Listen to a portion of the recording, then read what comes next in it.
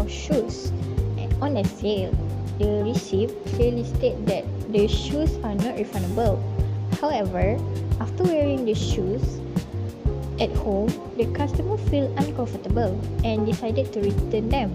When the clerk refused because of the policy store, the customer became angry and yelled loudly and embarrassed the staff in front of other customers. In the end, the store manager agreed to refund the money.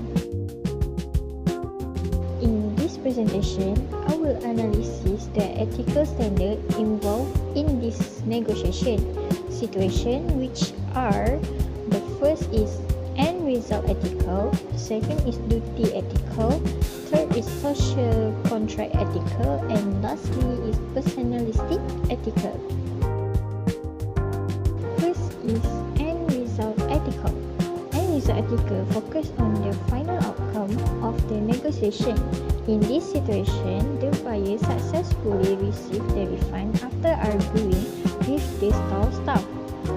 For the buyer's perspective, the negotiation was successful because the desired result was achieved. However, the strategy used was unethical because the buyer shouted angrily and created discomfort for the workers and customers in the store. Although the end result benefit the buyer, it negatively affect the emotion and professionalism of the employees. Therefore, the outcome may be successful, but the method used was not morally appropriate. Next is duty ethics. Duty ethics focus on following rules, responsibilities, and honesty.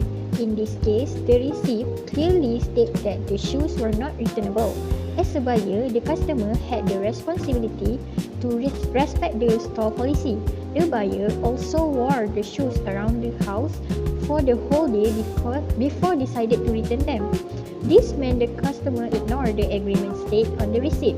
From the duty ethic perspective, the buyer's actions were wrong because the customer did not follow the rules and act aggressively toward the employees. The store were doing their job according to the company policy. The third ethical standard is social contract ethics. Social contract ethics focus on fairness, respect, and acceptable behavior in society. In public situations, customer and employee should communicate politely and professionally. In this case, the buyer shouted angrily in front of other customers to pressure the staff into giving a refund. This behavior created an uncomfortable environment inside the store. Even though the manager finally gave the refund, the negotiation process damaged the relationship between the customer and the employees. Society generally expects customers to solve problems calmly and respectfully. Therefore, the buyer's behavior did not follow social contract ethics. Lastly is personalistic ethics. Personalistic ethics focus on personal values such as kindness, empathy, and respect for others. If the buyers had considered the feeling of the clerk and manager, the situation could have been handled in more respectful way. For example, the buyer could explain politely that the shoes were uncomfortable and ask whether there were alternative solutions such as an exchange or store credit. Instead of showing empathy, the buyer chose to become angry and embarrass the worker publicly. From the personalistic ethics perspective, the buyer's actions were not ethical because they lacked respect and consideration for others. From my perspective, the best approach to apply in this situation is personalistic ethics together with social contract ethics. I believe negotiation should always involve respect, patience, and professional communication. Even if I feel disappointed as a customer, I should still communicate calmly and try to find communication by showing respect and understanding.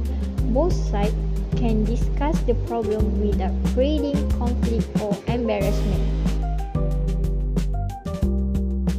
In a real-life situation, I would not choose to yell or force the employees to refund my money. This is because I understand that workers are following company rules and policies. I would rather explain my situation politely and ask whether there are other possible options, such as changing the shoe size or retrieving store credit. I believe calm communication is more effective and help maintain a positive relationship between customer and businesses.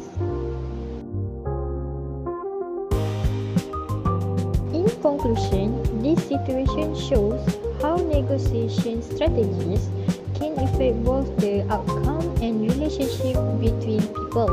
Although the buyer managed to get the refund, the aggressive behavior used during the negotiation was unethical from several ethical perspectives.